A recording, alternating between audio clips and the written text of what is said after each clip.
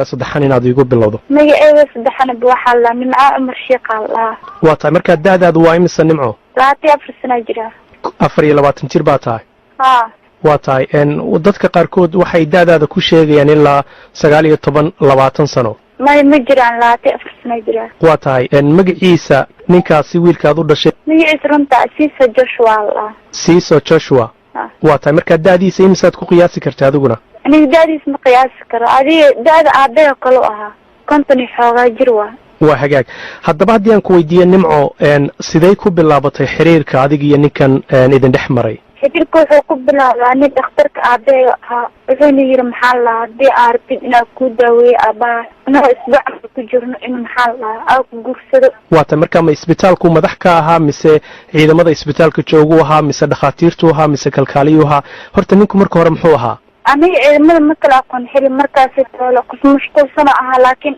sidoo asiga uu sheegay nin oo madax u ahaa oo islaamayo ahaa waa tahay marka markii ugu horreyseed isbarateen xaggay ahayd yaa kula joogay maxaanad ku wada hadasheen aniga isbuuc camal ku jirno oo ninkan wuxuu yidhi maxaa la daawada intuu isiiyo warqad orod suuqa bakaaraha ka doon suuqa bakaaraha markaa daawada ka doon waxaa la muqdisho dhan ma taalo Soomaaliya dhan ma taalo daawadaas haddii taalana waxaa la gadaa $150 ma laga helo daawada markaa u soo noqday oon dhahay daawada ma laga helo Soomaaliya waa ogaa yiri daawadaas inaan laga helin Soomaaliya ee oolin marka saa inaa aragtidan kugu diray markaa dhahay markaan dhahay warqada waa la igu dili gaarin nimanka al-shabaabka ah igu dili gaarin maxaa igu dirtay markaan dhahay wuxuu yiri inaa ku soo tusaale qaadatidaan rabay ani warqada aragtid daawada aabahaba ayay maadaama uu xanuunsanayay waxa la yiri daawadan waa tii bogsiin lahayd isaga daawada kansarka ee marka daawada magaceedii ma xasuusataa warqada wuxuu kugu qoray ani ma xasuusto ani man aqoon u mali daawadaas magaceeda waa tahay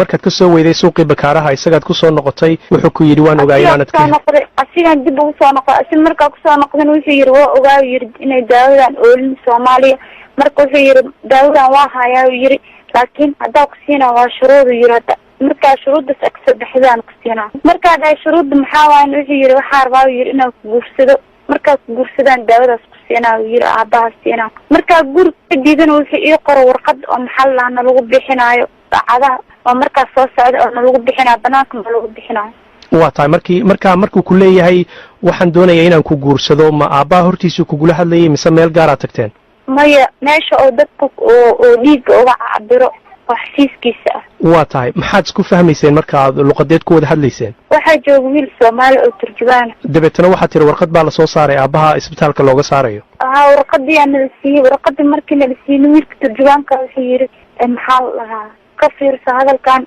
inkaas wuxuu ku leeyahay istiyaal aabaha bixinin markii dambana waa ogolaadani marka inaad ogolaato ma wiilka turjubaankuna qalqaal uu ku geliyay si aabahan lagu saarin in ninkan aad guursato waa tahay marka maxaa dhacay markii oo aan yeelay oo ninkiinaan guursado aan yeelay daawooyin badan oo aaba siiyey wuxuu u sameeyey baasboor oo lagu soo qaadayo guurkiinu siduu u dhacay bal arrintaasaan doonaya inaan ogaado siduu u dhacay guurku wuxuu u dhacay ninka oo turjubaanka ahaa wuxuu keenay 2 nin oo maxaa la dhahaa Soomaali ah wuxuu yiri aniga muslim ma ahay waana guursanaa diinta islaamka guursanaa xataa wuxuu yaqaanaa quraanku yaqaanaa markii aan dhaano quraanka oo aqrinaayeen marna ku aqrinaaya marna ma aqrinaayo waa tahay xagee lagugu meheriyay adigu meesha waxa tiri waa meel ciidan waana isbitaal meel ciidan oo isbitaal ah waa meesha teendooyinka lagu meheriyay marka meherka adiga markii lagu meherinay labada wadaad iyo ma ag fadhiday waa ag fadhiday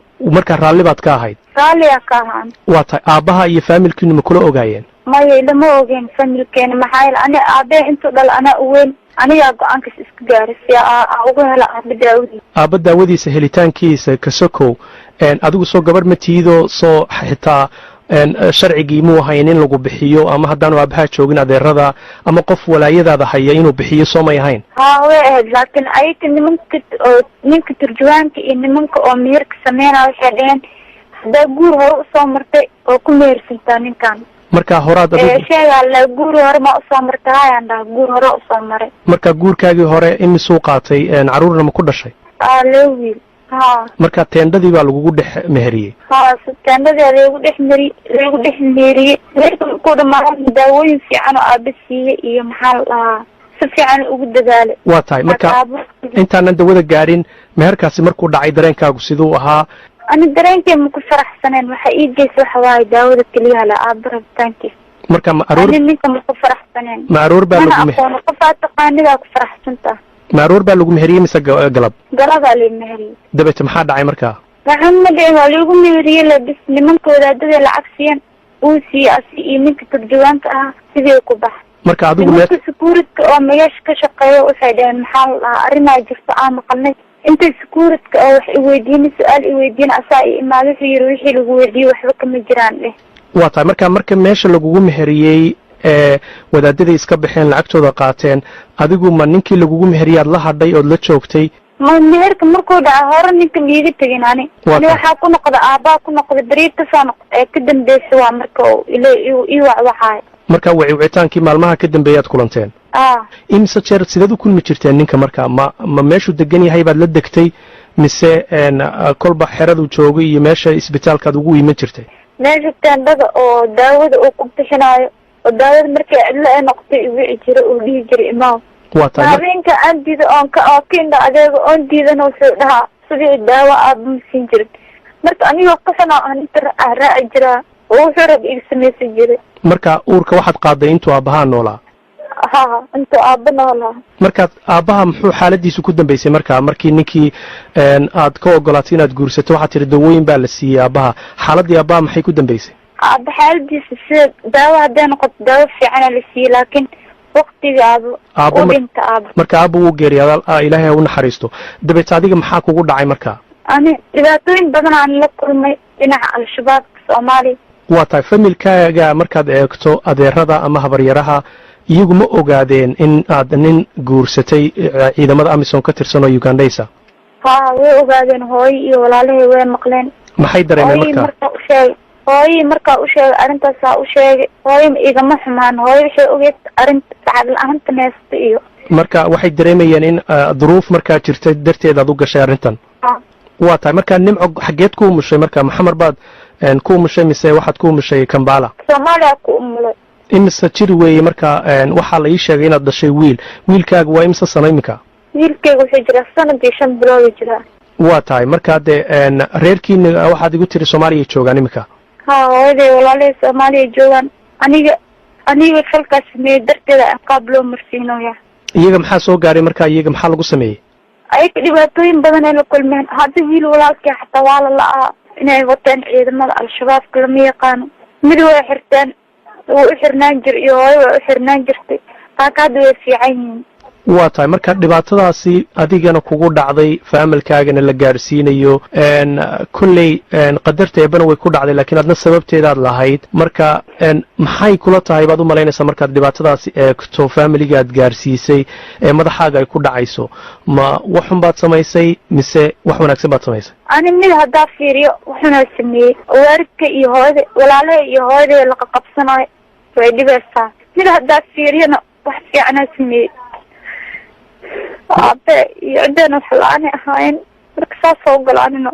waa tahay adiguna waad ogeyd in ay marxaladda Soomaaliya adag tahay, ciidamada ajnabiga meesha jooga la xiriirkooduna uu dhibaato badan keenayay. marka miisaankaad isi saartay inaad aabbaha badbaadiso oo aad arrinta ninkan ka ogolaato iyo cawaaqibka ka dhalan kara weli ma xisaabtantay mise waxaa markaa kula weynaa xanuunka aabbo?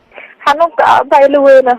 waa hagaag marka reerkiina hooyada markay ogaadeen waxaan iyo dhacdadan dhacday ma ku garab istaageen mise waxaad kala kulantay inay kaa hor yimaadaan oo ay ku canaantaan? maya hooyada iyo walaalay aadi ii garab istaageen.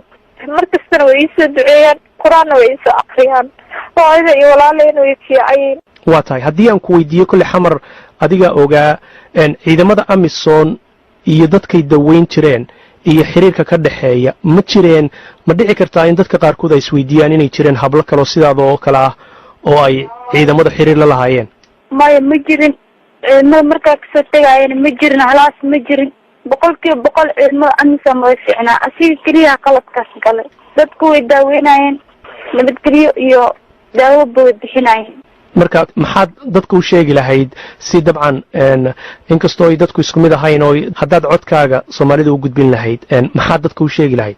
أنا أرنتي واحد بين أمان وحامد وهلا المنان سومالنا عند قفن أم سومالي أم قفكر هذا قدر كمرة وشرف وعشرف أكرب أصلا أكرب إنه يدعي أعرف أبي أبين الله نحرسته ضدك إيجا فكر سن إن قفن أهينا ميه أنا قفن وعسكو هستا إنا أهي قبلها أوفي عنا أهي fadlan si aad u heshid daawade qaybta labaad ee sheekada tan subscribe saaro channelka Dalxa Media kuna xirnaa mar kasta